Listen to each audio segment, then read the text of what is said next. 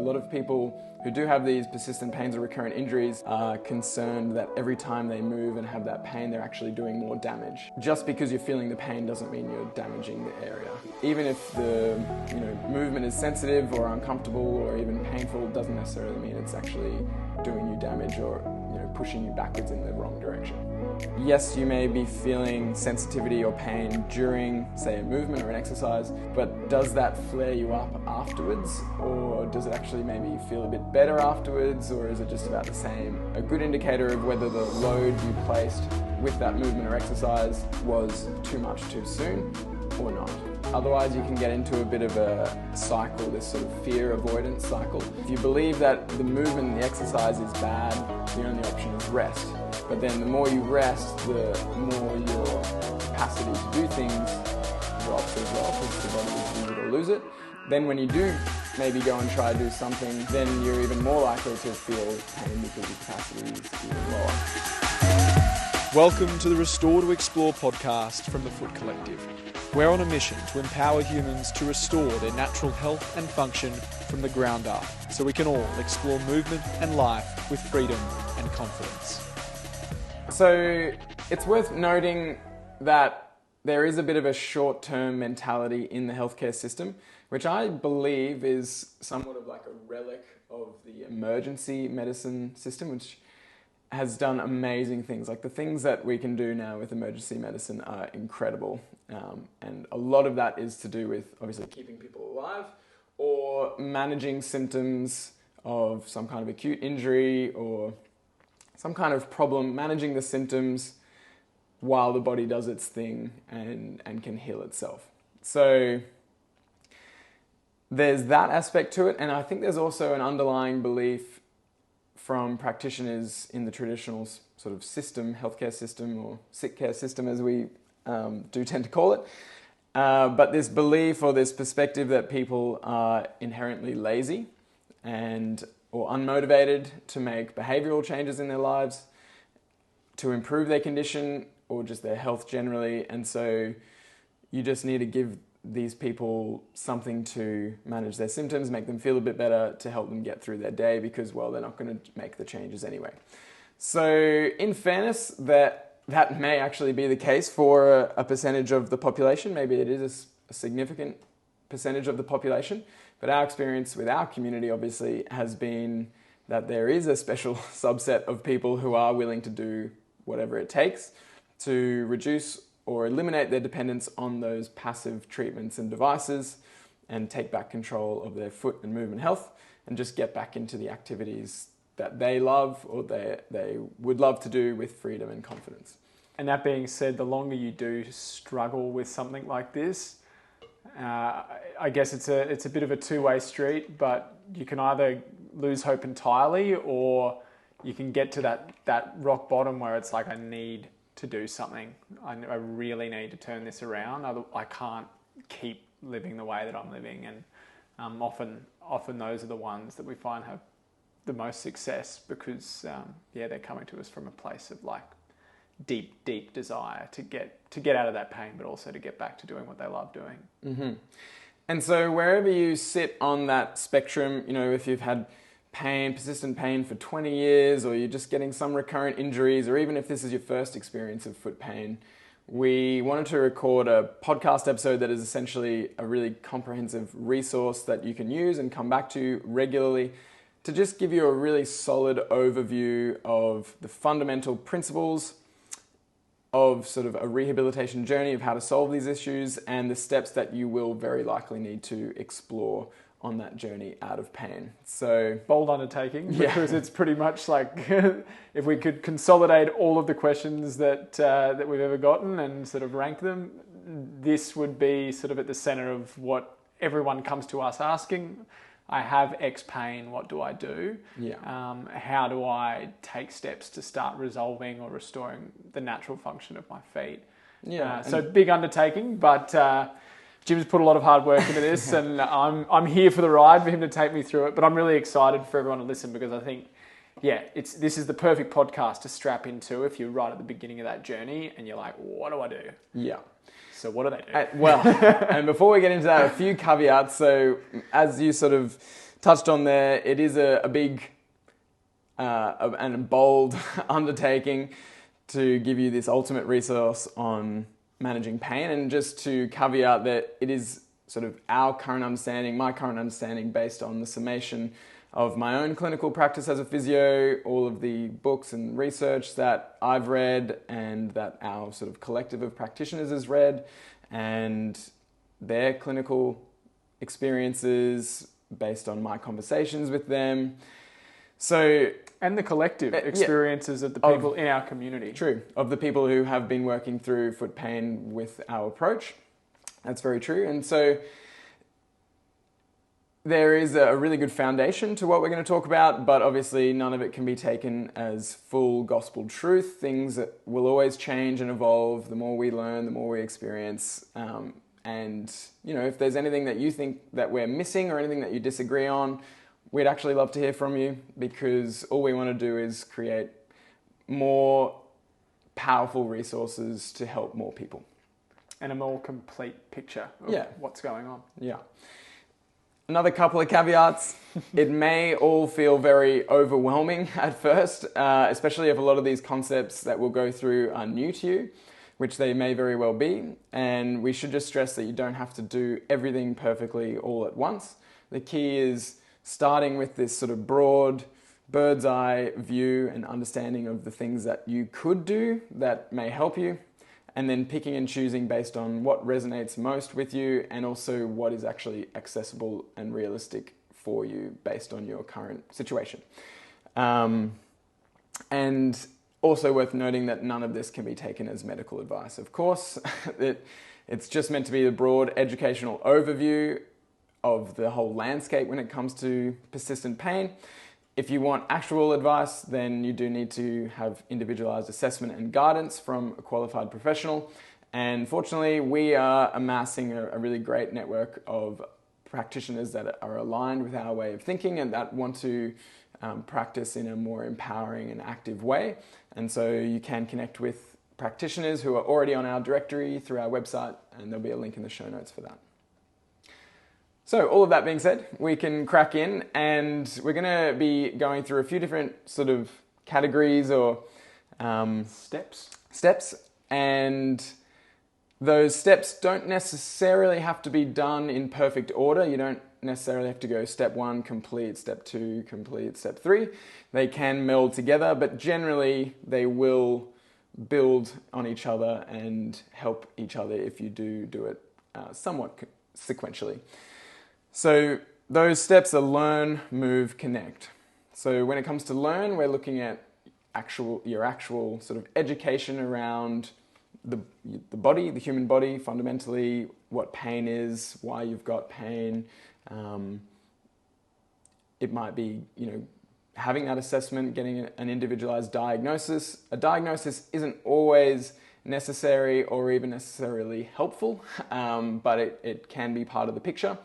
And if you do have a diagnosis, it's important to understand what that diagnosis actually means. I think a lot of people get sort of slapped or labeled with a diagnosis without like a deep understanding of what that means. It's like one of the first building blocks of empowerment and confidence for the journey ahead. If you don't know what's going on and you can't understand what's going on, then you're definitely going to feel lost. So and the education can help you create a new mindset, which is part of sort of learning. Then with move, we're obviously looking at improving your movement function and also sort of making moves on your health generally, which we will explain. And then connect is obviously, as we mentioned already, maybe connecting with a like-minded practitioner or with a community of other people who are on the same journey or are willing to support you on that journey. So we'll work through them sequentially, and we'll start obviously with just the education and understanding. So one of the biggest keys, obviously, if you've got pain, is to understand, well, what is pain? And that in itself probably, does deserve a full podcast, and we actually have a plan for that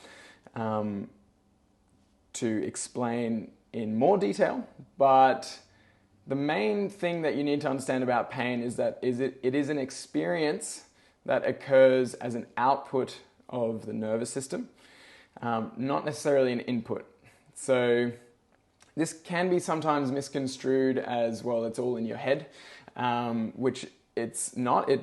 Well, in some ways it is, but that doesn't mean that it's not real. So the nervous system is constantly taking in information from all of the senses. So from your ears, your eyes, your mouth, your nose, and it is creating a mental representation of a reality, and that reality that you experience is an output.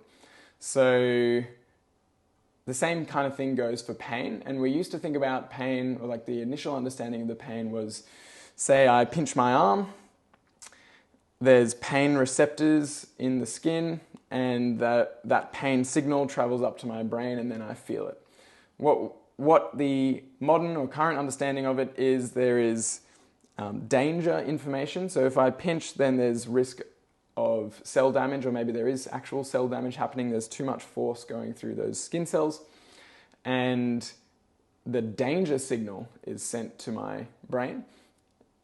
The brain then processes that, or the nervous system processes that based on previous experiences, based on your mood, your current situation, and then will either give you an output of pain, an experience of pain, or not, based on all of those things.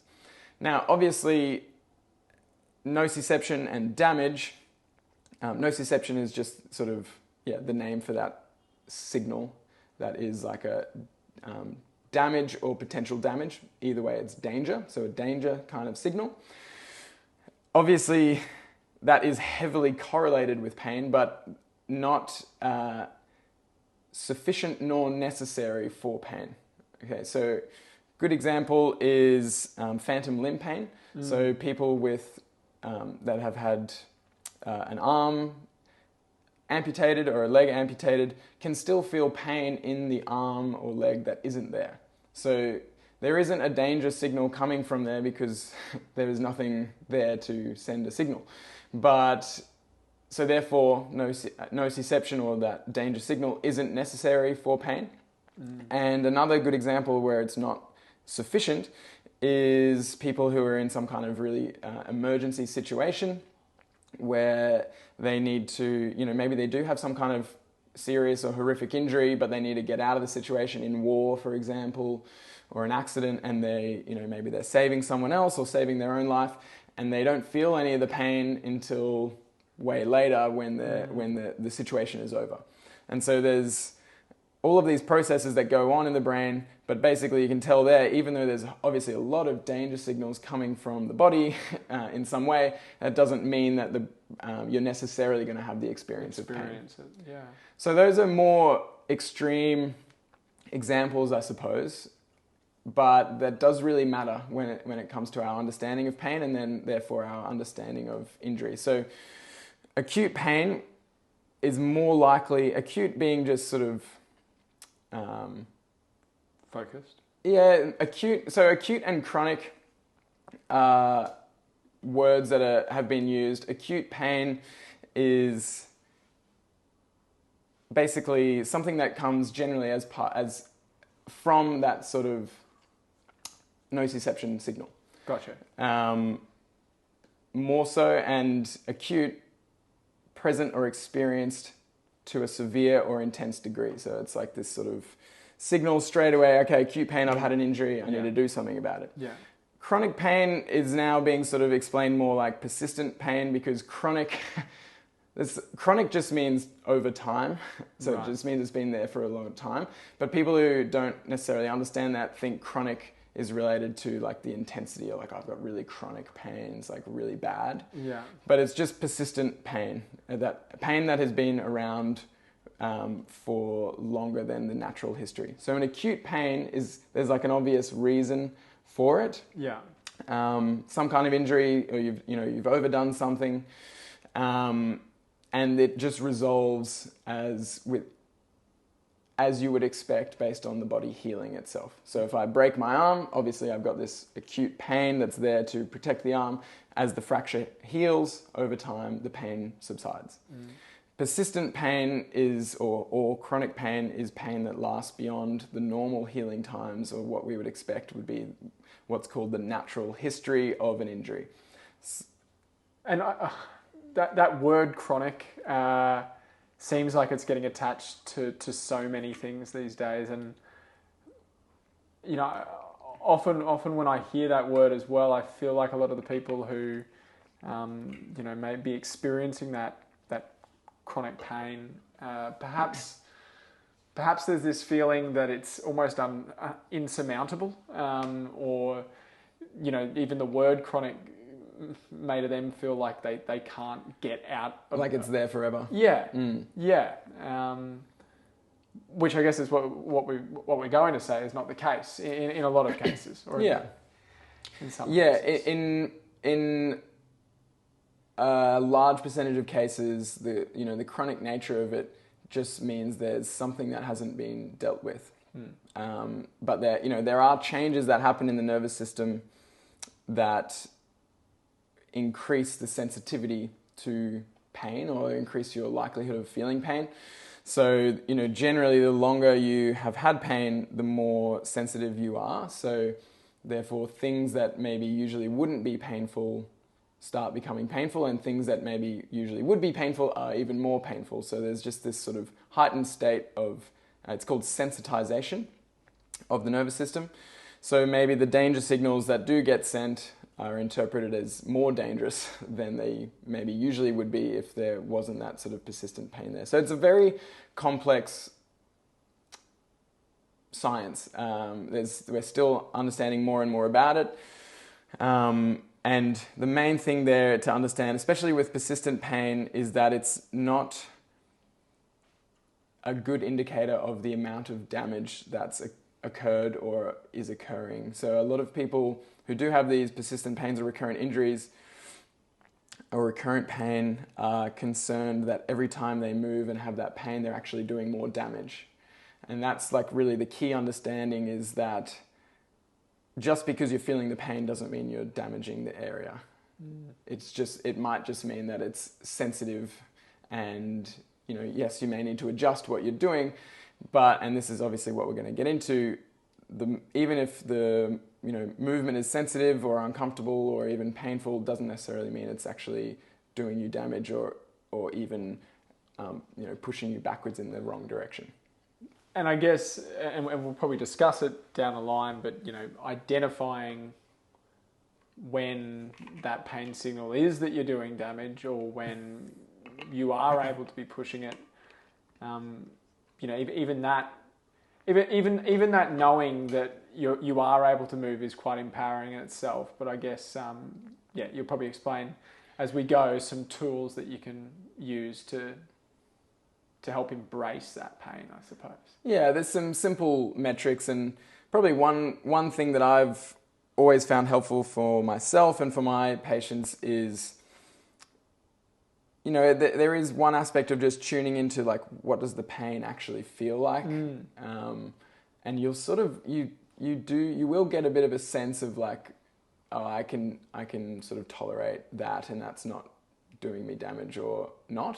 But also another, probably an even more important one, and a bit more objective in a way, is yes, you may be feeling sensitivity or pain during, say, a movement or an exercise, but does that flare you up afterwards, or does it actually maybe feel a bit better afterwards, or is it just about the same afterwards once you stop?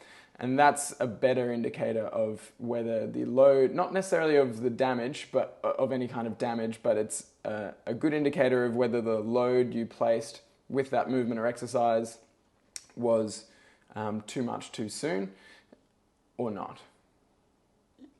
And do you think that's like one of the biggest first hurdles that people need to overcome then, is for people who have been so in fear of pain for so long and have seen it as this chronic enemy that they can't overcome, like literally just sort of facing it off and going, you're here to teach me and I've got to tap into this, as opposed to every time there is discomfort, stopping or resting or. Yeah, and it is very, very important, because otherwise you can get into a bit of a cycle, this sort of fear avoidance cycle, where you do a movement or an exercise and maybe it was too much too soon, you get a flare up of pain afterwards. But then if you believe that the movement and the exercise is bad, therefore for you, then the only option is rest. But then the more you rest, the more your capacity to do things drops as well, because the body is use it or lose it. And then when you do maybe go and try to do something, even if it's not an exercise, but it might just be anything that you want to do activity-wise, then you're even more likely to feel pain because your capacity is even lower. And then that cycle sort of continues and you end up doing less and less. And a lot of people will really resonate with this, or just identify with that process of doing less and less and feeling like the pain is kind of consuming your life and taking away all of these things that you like to do or want to be able to do. And almost chasing after you, I suppose, like the Band-Aid solutions you were talking about before that mask that pain, and when that pain arises, you reach for the next Band-Aid, whether that's more cushioning or more support or another injection or some form of surgery, and the pain subsides and you feel like you've escaped this pain beast, and then little, to your understanding, your feet or whatever body part it may be is getting weaker and weaker and stiffer, and then the pain monster comes back and you've got to turn to something else, I guess. And eventually things just stop working, basically. Exactly. Yeah, there it gets to a point where things stop working because that sensitivity is so high, and so all the support in the world and all of the massage in the world isn't going to help resolve that. And this is essentially what we're hinting at, is that yes, some symptom management can be important, but even more important is gradually improving your capacity to tolerate load, because whoever you are, you don't have to be an elite athlete to need to be able to do things. You just want to get up out of your chair and walk down to the beach. We're staying at the beach currently on tour, but it could be just getting up and walking or going for a walk, playing some kind of sport that you like to do. Anything like that doesn't have to be high load necessarily, but it does take some level of load bearing capacity and load tolerance. And so there's always a balance between capacity and demand. So the capacity of your body and the demands that you're placing on it. And then the other aspect of that is, I guess, your capacity to recover. So that would be influenced by things like sleep, hydration, nutrition, stress management, so on. So your ability to tolerate load and recover from load is really one of the key pieces when it comes to especially improving function. And we will talk about why function is so important to focus on. But many people will find that just improving their function and their ability to tolerate load plays a massive role in reducing their experience of pain. Now, that could be due to many factors. Pain, another important thing to understand about pain is that it's, especially persistent pain, but all pain, it can be seen as a biopsychosocial experience. So it's not just things going on in your body and your tissues, or an issue in the tissues, as people say. There can be psychological components, there can be social factors that play a role in your experience of pain. And as a general rule, that becomes the sort of psychosocial factors can become more, generally contribute more in pain that is more and more persistent. That's not a hard and fast rule, but either way, improving your function actually, doesn't just improve your biology, it also improves psychological factors and social factors as well.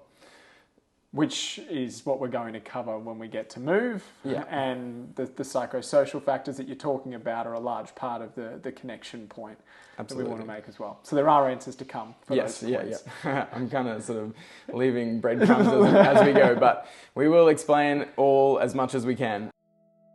We wanted to take a quick break from the episode to let you know about our ultimate free foot health resource. If you're listening, you've probably already started the journey towards improving your foot and movement health, but if you're still wearing conventional shoes most of the time, that's anything cushioned, heeled, narrow or rigid, it's kind of like taking one step forward and 2 steps back. Knowing what shoe is right for you though can be super confusing. That's why we made the Guide to Foot Freedom. We've taken everything our team of foot health experts have learned over the years and synthesised it into one handy manual, packed with all you need to know about unleashing the natural power of your foundation. You'll learn how to understand your feet, the truth about modern footwear, the 5 F's for finding natural footwear, plus a step-by-step guide with training videos to help you assess your foot function and improve it so you can safely and seamlessly transition into shoes that will finally give your feet freedom. The best part is, like I said, it's absolutely free. Just head to thefootcollective.com and click Learn to find the free ebook, The Guide to Foot Freedom. You'll find the link in the show notes. Now back to the episode. Understanding your pain. So the diagnosis, what does that diagnosis actually mean? We do have podcasts on most of the common foot pain conditions that we get asked about. So that's a good resource to go and sort of learn a bit more about your actual condition if you have been given a diagnosis. But even if you haven't, then just understanding your pain's pattern, you've probably already done this naturally, but really dialing into, okay, well, is my pain related to some kind of movement or activity or lack thereof? So does it really only come when I walk, or does walking actually make it feel better? Or generally what helps, what doesn't, what makes it worse? Maybe look into other things besides movement.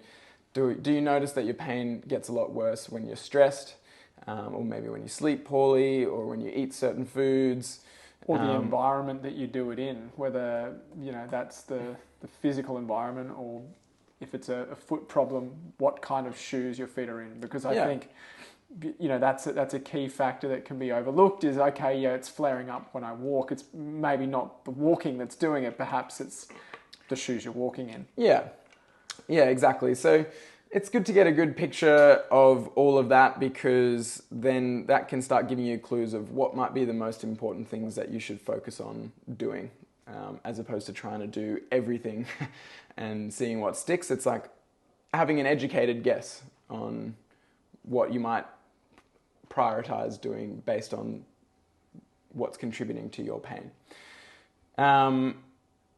And working, again, I'll just emphasize that working with someone else to help you interpret all of that can be a really helpful thing to do. And I'll leave a little breadcrumb here as well, just for everyone listening, to reassure you, we do have a lot of people in our community who have gone on this pain, and we're going to dive into mindset and beliefs next, but this pain understanding journey, and it has been one of the most empowering things for their overall health, because they've really been able to tap into why they're experiencing what they're experiencing, and be able to become their own scientists. And yes, some have needed support from experts, but they have felt so much more confident that they're going to overcome this latest pain barrier than in the past they would have been when they've encountered these issues. And these are people who came to us with pain, were improving, had a setback, but in the past may have had that setback really throw them off course, and are now forging on with confidence that they can overcome this one and get to an even better place.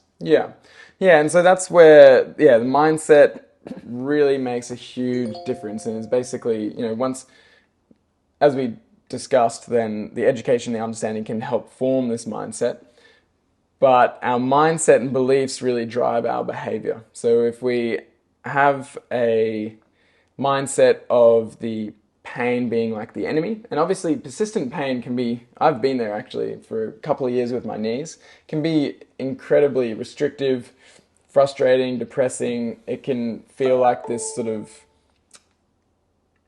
external kind of like a villain, and it's like taking all the things that you like to do away. So it's easy to see pain as the enemy. But you know, if you look at the stories of some of the people in our community, or you know, many people who have overcome aspects of pain or injury, then it can actually be a portal to some of the greatest sort of insights into your overall health, and you know, a portal to a lot more gratitude for the things that you can do, especially once you've worked through the process of overcoming certain pain and injuries and creating more of that in your life. So in that sense, pain can actually be seen as like a friend, or maybe a parent giving you some really tough love of you know, it's actually trying to help you. And it can be the fire in your belly, the fuel to really... Yeah. Well, pain is like the ultimate motivator. That's Yeah. essentially why that system exists, is it motivates you to change. And you have the choice of how you view the pain. Is it there just to hurt you and hold you back? Or is it there to teach you something and ultimately to serve you? And that's a really tough mindset to switch, but it is really the key to resolving pain in the long term, is actually creating that relationship with it rather than resisting it. And that, like, it's just worth noting, pain is the appropriate response to our body not receiving what it needs in some way, or maybe receiving too much of something. So obviously, if you break your arm, there was too much load going through the bone, it couldn't handle it, so it received too much of something. I would say these days, most of the persistent pain that we see is usually because our body is not receiving some inputs that it needs, and usually that's you know, natural inputs, which goes into the sort of breadcrumb of the health aspects that we're going to be talking about. So usually there's some kind of element of too much or too little, and there's an evolutionary mismatch between what our body and nervous system expects to receive and what it does receive in our modern environment. That evolutionary mismatch is really interesting. There's been studies done on zoo animals, and they end up, I can't recall if there's pain conditions, because that would be hard for the animal to report, but they do end up with a lot of more chronic diseases and, you know, psychological conditions than animals that you see in the wild, because they're out of their natural environment. So in many ways, humans are zoo animals out of their natural environment, and often the pain is there as an appropriate response to that lack of natural inputs. Mm-hmm. Again, it's a general rule. It doesn't apply to everything, but it's something to be aware of and to consider. Yeah, it's a good lens to look at it through, I think. Yeah. And so this change in mindset and beliefs can take you from this drama triangle, which, again, many people I think will resonate with, where you are the victim of this issue, this problem. The pain, or maybe the previous injury, is the perpetrator. And then you're therefore seeking a hero to save you from that situation, that pain. And the hero often comes in the form of, like a practitioner or some kind of external tool or treatment that is going to fix you. Yeah. Or maybe some kind of therapy that is going to fix you. And that triangle and creates that cycle where you're never actually learning the lesson from the pain. You're just trying to have that solved for you, basically. The change in mindset can take you from that drama triangle to what's called the empowerment dynamic. Now, I do apologize, I can't credit the people who are responsible for these, but I'm sure if you look it up, you'll find it's like psychological research, basically, and books that go into this. So please Google it if you're interested in learning more. But I'm just sort of giving you the basic premise that you can now go from this drama triangle to an empowerment dynamic where, rather than being the victim, you are the creator of a different reality that you want to exist. The pain actually becomes the challenge that is sort of the obstacle, I suppose, or the challenge that can be overcome. That is for you to overcome. And then anyone who's involved in helping you is more of a coach rather than a hero, someone who's been there before or who has helped a lot of other people create a different reality through addressing the challenge or the obstacle. So again, it's probably easier said than done, but it's also a major key, because otherwise you can't really break the cycle without changing your mindset.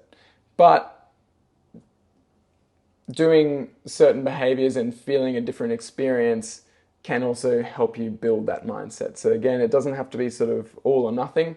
Sometimes to build a belief that you can change, you have to actually show yourself that you can change. And some of that is through making some of these changes that we're about to talk about. Cool. So first of all, we have a big focus on improving function rather than improving pain necessarily. Obviously, improving pain is the goal for a lot of people, but well, yeah, if you've got pain, you want to get rid of it. It's very natural. But generally, if you dig a little deeper, you want to get rid of the pain because you want to be able to do something, do some kind of activity, or you want to be able to feel a certain way. So the pain is stopping you from playing tennis, for example, or even if it's just walking, or it's stopping you from really enjoying certain activities. Might be, just feeling happy, basically, is how a lot of people feel. Experiencing joy. It sort of interrupts your ability to be present in the moment and enjoy the moment because there's this pain signal there. The pain signal is supposed to be unpleasant, and that's why it exists. Again, it's a motivator for change. So it's hard to sort of feel content, at peace, when there is this signal telling you something needs to change and you don't know what. So that signal as well can be, I'm not going to say fickle, but it can be really confusing because it doesn't necessarily always follow the same pattern. You might be doing things that you just think shouldn't cause pain, but they do, and we've already sort of touched on that.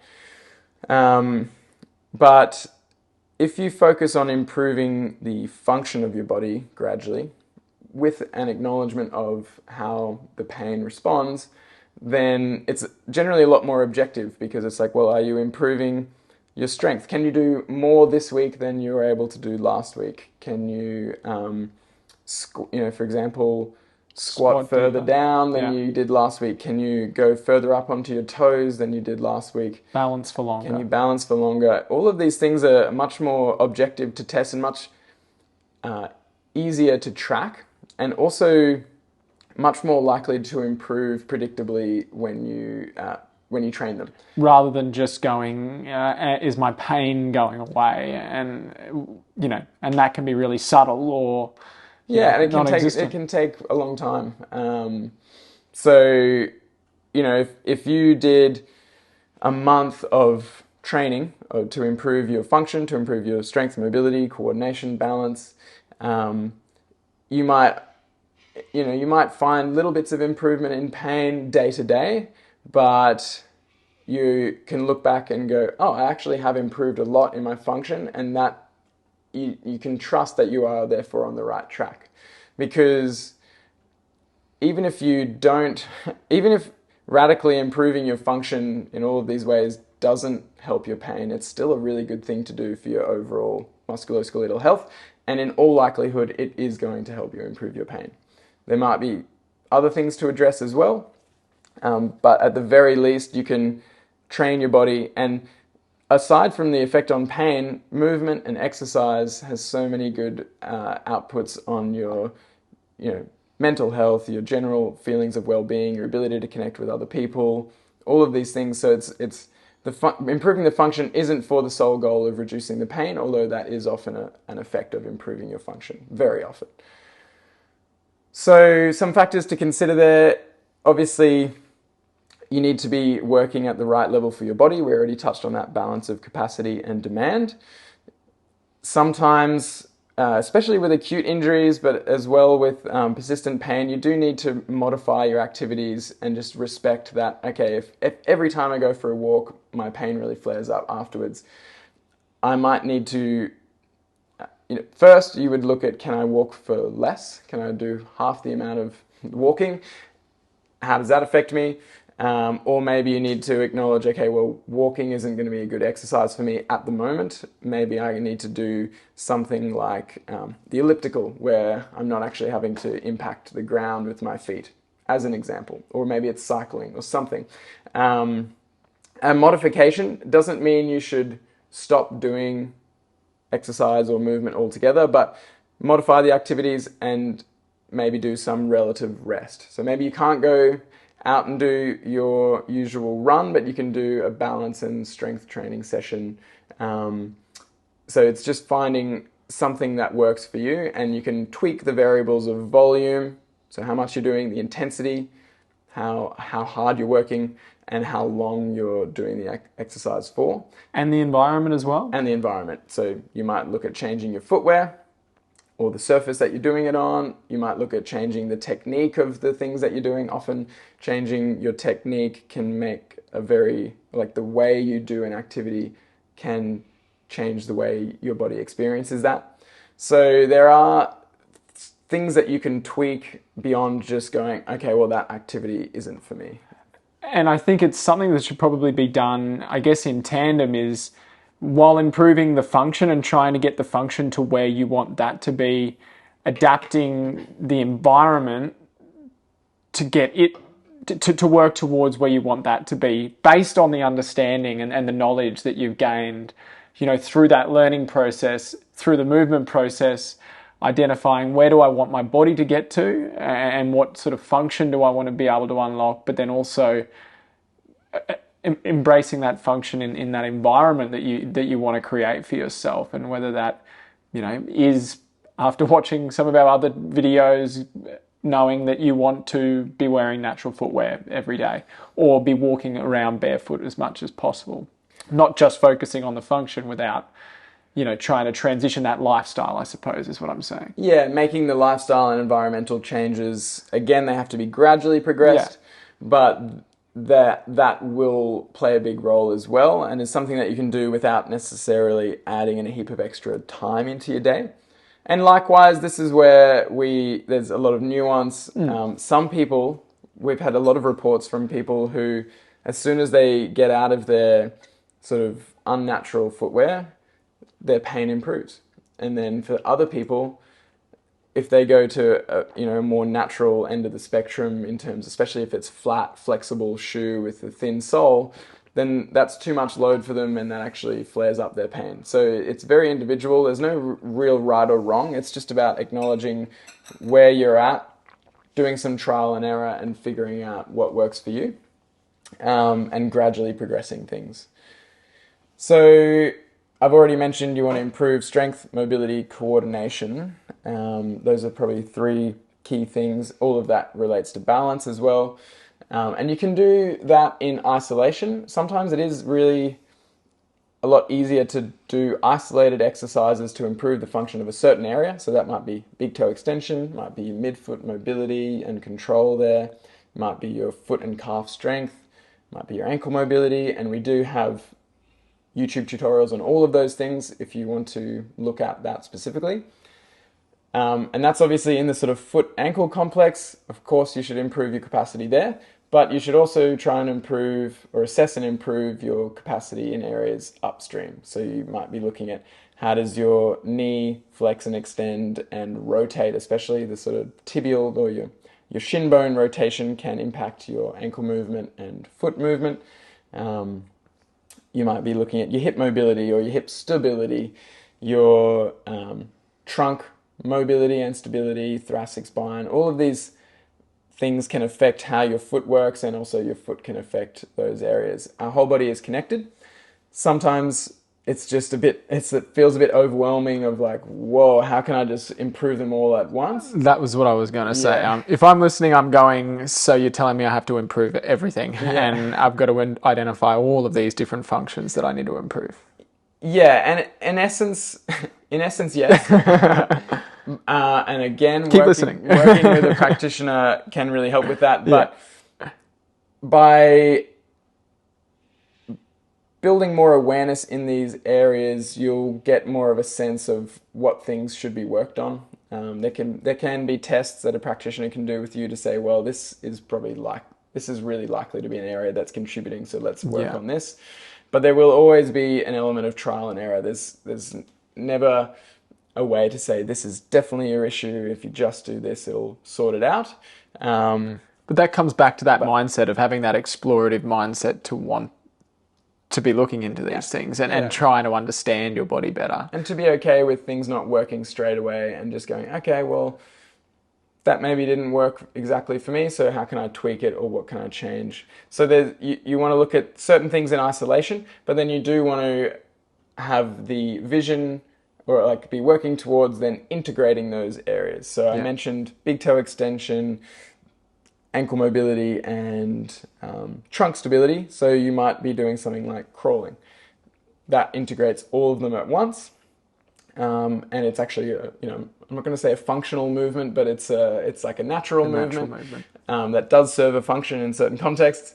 And, things like balancing, squatting, walking, all of these are integrative movements that use a lot of those capacities that you've been training. And, if you were just to do the integrative movements, you may never truly address the restrictions or the issues in the isolated areas. But if you were just to do the isolated areas, then you're not really going to have a good time, or it's not going to be easy to maintain the improvements that you make because you're not applying them to some kind of meaningful movement. And a movement that you'll use, day to day in your daily life. Yeah. Whether that's a hinge or a reach or balancing. Yeah. These are things that you'll find you'll start using more and more in your daily life as you start to integrate. Yeah, and that's the whole concept of restore to explore, which we've talked about before. But, restoring, I would say, is more on that isolation area. You're addressing these specific capacities of these body parts, and then you're exploring your ability to integrate all of that with these movements that are generally more enjoyable, more fun, or can be made more fun, and more meaningful to actually your ability to participate in the things that you want to be able to do. And that doesn't have to be exploring a rainforest or rock hopping. Yeah. That can literally be walking down the curb with your grandchild and deciding that you want to balance on the gutter. Yeah. Or exploring a new game like ping pong, or just having the confidence to go, okay, well, I know my body parts are working well or starting to work better, so I therefore have the confidence to give this a go. All of that can happen somewhat in tandem. It doesn't have to be sequential, but it does help to sort of lay a foundation of some capacity with restoration and then explore. And the exploration, we really feel, is the key to not getting stuck in this restore phase. Like if all you're doing is these boring restorative exercises, then one, it gets boring, it's kind of unsustainable, and two, it's not actually as effective as then integrating them into other activities, and it's not as time efficient, and it's also not as effective, not as enjoyable. I don't want to jump ahead if you do cover this, but with that process of restoration and that analysis and deep dive that you're doing into your body, how important is tracking what you're experiencing and journalizing? Yeah, I think it's journaling journalizing. Journalizing. I'm just making up words now. From a journalist. Yeah, look, it's very important because days run into weeks, weeks run into months. It can be pretty hard to, some people struggle to remember what they had for breakfast the day before. That's for me sometimes. But the idea there is that if you actually track what you did on a certain day, how you felt after that, and maybe how you felt the next day, then that can really help inform you what you should be doing on the next day. And then same thing, you can look back on the week and you're like, oh, okay, I did this amount and this many things, and it felt actually really good. And this week I jumped up actually quite a lot, and now I'm in more pain. So okay, now I can tweak it and find the happy medium between there. And again, your body and essentially your body and your pain is the best teacher. and you just have to learn again to have that relationship and tune into what it's telling you. Even if you go and see a practitioner, I think that's a really important point. You can never outsource that. Exactly. It's like you are going to be the best patient if you can go into your practitioner and say, hey, I've been tracking myself with those, exercises or those challenges that you've been giving me for the last 3 weeks, and these are the results. And you're going to have a much speedier process and a better result in the end. It just allows you to solve problems much faster, much more efficiently. Yeah. Whether you're doing that by yourself or with a practitioner, your practitioner will absolutely love you if you, if you keep a journal and note those things down, because it makes their job so much easier. And it also makes your time together a lot more efficient and effective. Yeah. So what I was talking about there with the isolation and integration, I'll just mention it. I think it's a concept or an analogy that I think will be a whole podcast on itself as well. And I can't actually, again, I can't remember where I heard the analogy first, but it's the idea that movement is like a language. And so first, when you're learning a new language, you kind of need to learn the letters, the sounds, the letters. The letters then can form into words, and then the words can form into sentences once you apply grammar. And so I'm currently learning Spanish, and I'm learning the sounds, going through that process, and it's challenging, and I'm not going to say it's boring, but it's repetition. It's just getting in there, learning, doing it day to day. I'm not having the fun of conversing with someone freely, but I'm laying the foundation. So movement is like a language. And unfortunately, most of us in today's day and age just don't get taught that language of movement. And most of it is just taken away by the chairs, the toilets, the cars, the beds, everything that disconnects us from our natural movement. Physical dyslexia. Yeah. And so, yes, it's going to take some time and a lot of practice to learn the foundation of the language. But eventually you'll be forming those sentences and having those conversations, which are very enjoyable and sustainable and something that you just want to keep doing. It's not always a hard slog, is my point there. Yeah, definitely. Yeah. So other things to look into beyond just your movement function, and I've already touched on the fact that this will affect your experience of pain and also your ability to recover. So there is your overall movement diet. So I've just touched on the elements of movement function that you should look into improving. But your overall movement diet matters as well. So the quantity, quality, variety. We do have a whole podcast on this concept that is taken from Katie Bowman. Her business is called Nutritious Movement. But basically the quantity you could think of is how much movement are you doing generally throughout the day? So whether that's walking, elliptical, cycling, swimming, rowing, rebounding, strength training, balance training, just how much of that are you doing? And those sort of, the things that I listed there, the sort of more repetitive, low intensity things are really great ways to just get the blood flowing, get your circulation going, lift your mood somewhat, and not every bit of movement has to be function focused. It's just how can I get more movement into my day in a way that doesn't make my pain worse, basically. Yeah. So the quality, I already touched on this, but what ways can you improve your skill? Maybe change your technique and therefore improve your efficiency in what you're doing.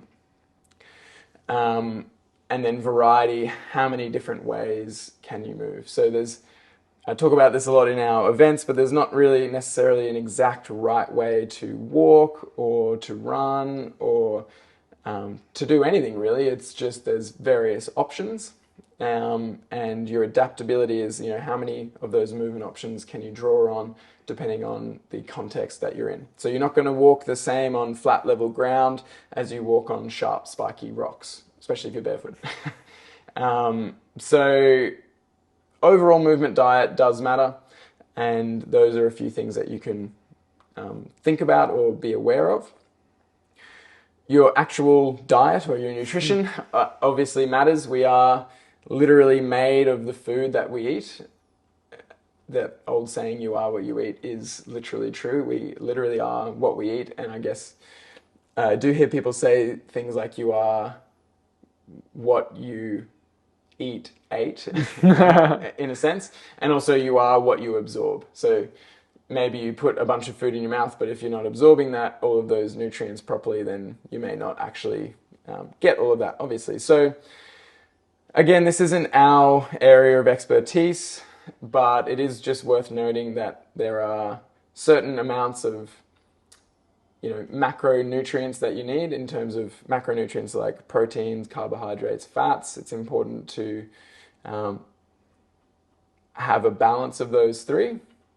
There'll be, don't debate me on this. I know carbs aren't necessary for survival, but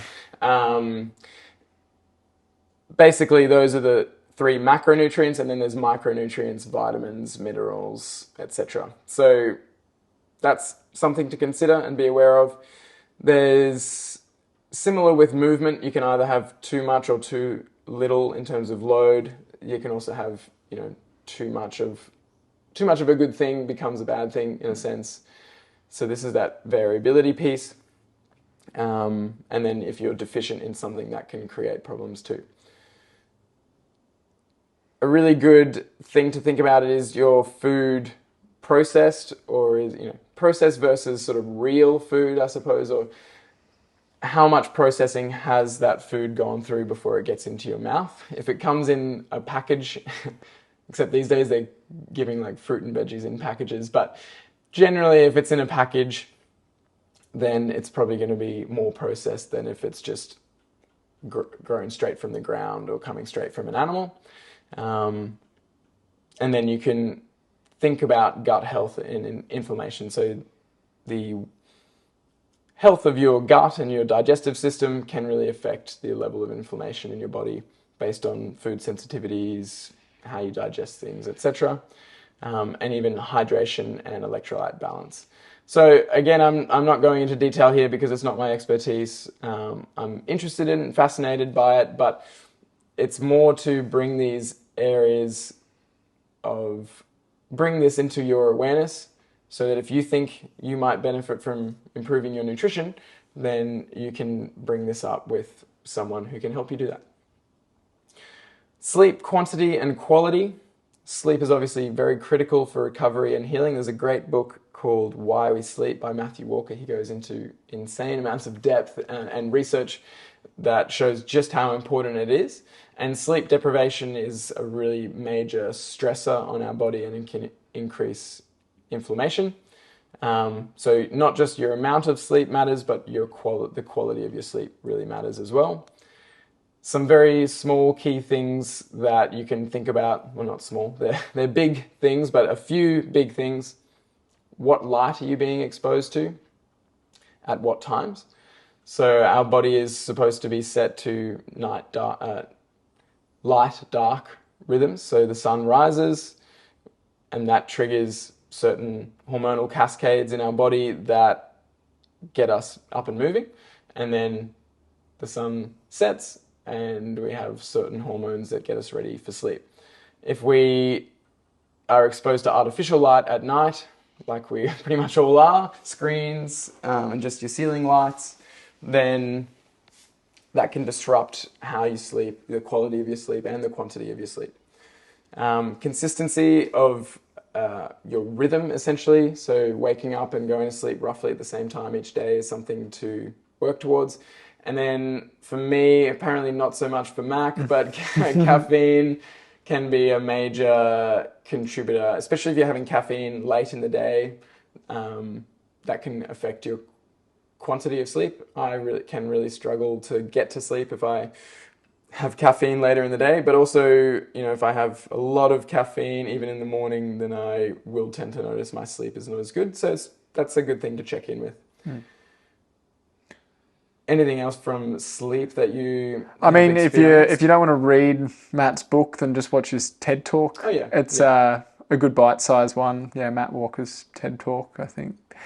Yeah, it's really important. Yeah. Really important. And I think it's like all of these sort of pillars that you're going through here. If you start to improve your function and you have little wins from improving how you move, you're probably going to find it easier to make changes throughout these other pillars, and vice versa. If you start sleeping better and you start getting more consistency, then you're going to have more drive to want to go and do that movement. And if you're not feeling bloated and feeling crap from eating crap, then if you've got more energy from fixing up the deficiencies that you've got, etc., then you're more likely to move, more likely to sleep better. So that it can seem like a lot to address at once, but they all can form a bit of a positive loop. And the last one that we haven't talked about is just stress management. So again, we have podcasts on sleep, stress, movement, nutrition, and nutrition. Not as in depth on nutrition. But you can go into all these as deep as you like, but essentially our body goes between sympathetic and parasympathetic activation, sympathetic being fight or flight, and parasympathetic being rest and digest. So you should be able to go between them readily and easily, but generally, if you should be able to rest and digest a good chunk of the time. Some people, especially in today's world, will spend a lot more time in sympathetic activation, fight or flight, and maybe they don't realize that they are in there. One way to actually assess that is heart rate variability. So there is monitors that you can get that can assess how well you're getting into your parasympathetic state. But there's a few really key ones that can help. So doing some breath work, making your exhale longer than your inhale is actually a really easy way to come into a parasympathetic state. So slow exhales. I believe Andrew Huberman talks about a physiological sigh. That's quite interesting, where you sort of take a breath in and then you sort of do another little breath in and then you exhale slowly. So things to try there. Breath work, social connection and fun. We're big on this. That is a really great way to just manage stress and to feel better, and then to, afterwards, especially be in more of that parasympathetic state. And movement and exercise helps you get there. So that's what Mac's getting at there, is they really do all contribute to each other. And someone used this quote the other day: a rising tide lifts all ships. That's probably not exactly it, but you work on one or maybe two, and then you notice the other two get better and easier. And there's one more that I think's not on there, that it's free, and you can have an argument with me if you want about it, but I know you won't, but just get out in nature. We talk about the unnatural inputs throughout all of these, whether it's stress of being stuck inside an office with bright lights, it's the sleep of being staring at your phone screen far too late into the night, the foods that are unnatural and are processed, or even the way that we move sometimes is very unnatural. A lot of the sports that we play aren't necessarily how we would move naturally, and so. And you're in shoes or on surfaces that you're flat ground, etc. So even if you aren't moving through nature, you'll find that just by being in nature, the stress factor is probably going to come down a little bit. Might just be a simple barefoot walk in the park. Doesn't have to be barefoot, obviously, if you don't manage that. Usually soft grass, like nice soft surface like grass, is what people will tolerate best barefoot, and it doesn't have to be a really long walk, but just being out there. Doesn't have to be, deep nature in the bush or on a trail, but it's like, what can you access? Is there some trees around to look at? There is actually a study, I believe, done in Japan about forest bathing, which is just the sights and smells and sounds of nature appear to have this stress relieving effect, where it actually they show in people's blood the reduced levels of stress hormones and other things after a period in a forest, for example. But if you don't have a forest really accessible to you, just what do you have accessible? So yeah, there's also heaps of other ways, I assume, to manage stress. And you have to sort of figure out what works for you. But that's a good point. Nature, we're sort of very disconnected from it, but it can be one of the ultimate healing properties or factors, I think. Especially the better you get at interacting with it and being present there. So the result of all of these things, you get more capacity, more function, more skills. You get obviously better health, better vitality, which allows you better quality of life overall, more longevity. You get more life, more years to your life and more life to your years. And very, very likely less pain, maybe eliminate your pain. At least we believe this is your best chance of doing that without necessarily trying to focus on eliminating the pain. It's actually just focus on improving your health, function, quality of life generally. It's a byproduct. For the vast majority of people, the pain goes away because the pain was telling you. It was trying to tell you. It was trying to tell you that those are the things that you need to do. It may not be as complicated as changing all of those things. For some people, you might change one or two things and then the pain goes away. For other people, you might change, 5 things and the pain's still there. It's very arbitrary, it's very individual. But what I would say is, don't just do things until the pain goes away. Because that is the reactive mindset. Yeah, because that is your ticket to then something else, it coming back or something else popping up down the line. We're not going to avoid all pain or all injuries, of course. It is a natural thing, but if you still actively work on your function, your health, your mindset, then when injuries and pain inevitably do pop up, like I've had an episode of back pain over the last week, and I know exactly how to deal with it. I know likely what happened. I know my limits. I know what I need to avoid. I know what I should do. And I have a really strong foundation of function and health, which allows me to still go about my day and not be very disrupted. So even if the pain goes away, you should still be really thinking about all of these aspects of function and health, and that will allow you all of those benefits that I mentioned, as well as very likely less pain and injury in your life. And we talked at the beginning about that cycle and the negative cycle of pain that can really start dragging you further and further down. There is, like we saw with that triangle, a process, a snowballing effect with all of these, with all of the progress that you make with all of these other aspects of your health. That, I would challenge you to believe that when you start having these wins, you're going to want to find other ways that you can be improving your health. Yeah. If you really do start to see success, I don't think people are going to stop there, and I hope they don't, because you just feel good, you feel better, and that's very true. It's this snowballing effect in the positive direction of just going, well, why would I stop? I'm feeling better and better. I'm doing more and more. So that's the cycle you want to get into. And as we said at the start, that all of that might feel quite overwhelming. You're not necessarily sure exactly where to start.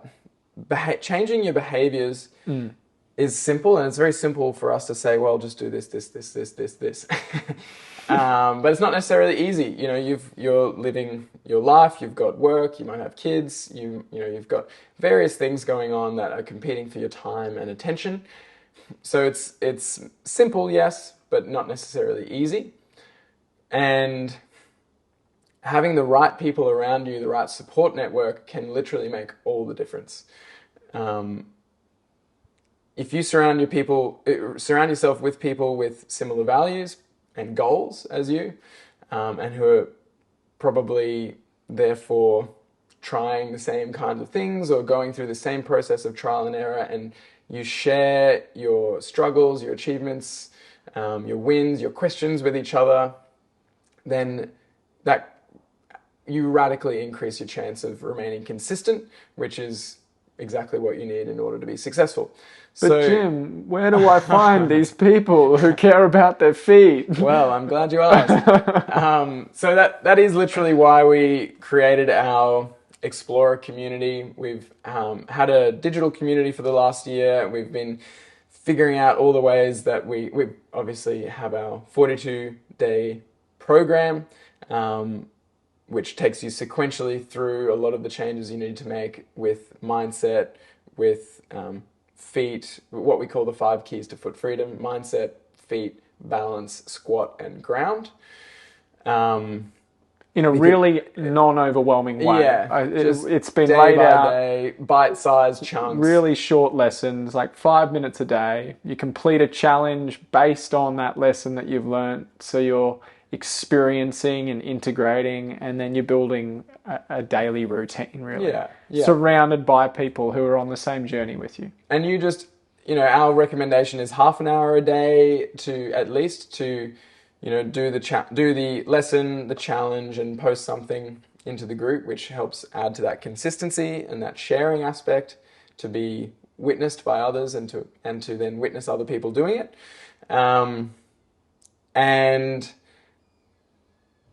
But you can really spend as much time as you feel you have, as long as you're learning something, doing something each day. That will build consistency over time, and you could do that process as many times. You could do that 42-day program as many times as you needed to, and there's a lot of people already in the community that are doing it for the second time or have done it twice. So we have that 42-day program, but also regular live calls to connect with other people, to connect with our pros, to just discuss all of those things: the struggles, the achievements, the wins, the questions. And we feel, and from our experience, that is one of the most powerful things that you can do to really commit to this journey. Because if you're doing it alone, you might have a buzz of excitement and enthusiasm at first, but after a few weeks, it starts to get lonely. But it doesn't have to be our community. We obviously are biased towards how awesome our community is. And you can find out all the details about the community. There'll be a link in the show notes as you're listening to this, or at the time of this podcast going out. We have a wait list with a discount, but depending on when you're listening, either way, click the link. You can find out all the details. And if it's not our community, if you'd rather just work with someone else, it could be a practitioner, or if you've got a really good friend or a partner who will be supportive with this process and who can help keep you accountable, that can be a good resource too.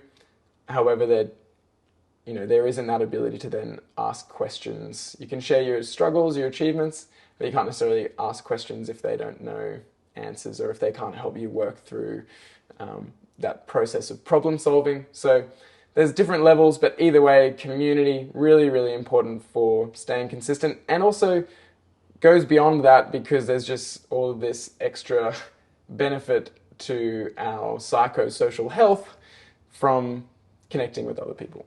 Yeah, definitely. And I think that's one of the biggest takeaways we've seen from running the community over the last year is just, firstly, the mindset shifts have been huge for people with their pain and how they've learned to love and listen to their bodies again, but also friendships from people all over the world who, it's bizarre that there is such a thriving community of people who all came together because of their feet. But if you're listening to this, you're probably one of those people that, is ready to start taking their foot health seriously. And I challenge you to just give it a go. It's super accessible. If you don't get any value out of the community, we'll refund you. We only want you to put into the community what you get out of it. It costs less than the cost of a cappuccino here in Australia once a week. We have expensive cappuccinos, but And you can't get refunded for your cappuccinos. No. So there's literally no risk at all. Just give it a go. We think you'll love it. If you don't love it, there'll be another way. And we just want to help you find what works for you. But yeah, at this point, you've been listening for a while. You've been taking it in. You can come back and listen to it. I would actually highly recommend just coming back to it every now and then to remind yourself of a lot of these points. But yeah, this is essentially your opportunity to start or to use this pain as a gateway to better health, better quality of life, more joy with movement. It's a process, it's a journey, it's not going to happen overnight, but I promise you it is worth it. And yeah, we want to help you. Thanks for listening. Thank you for listening.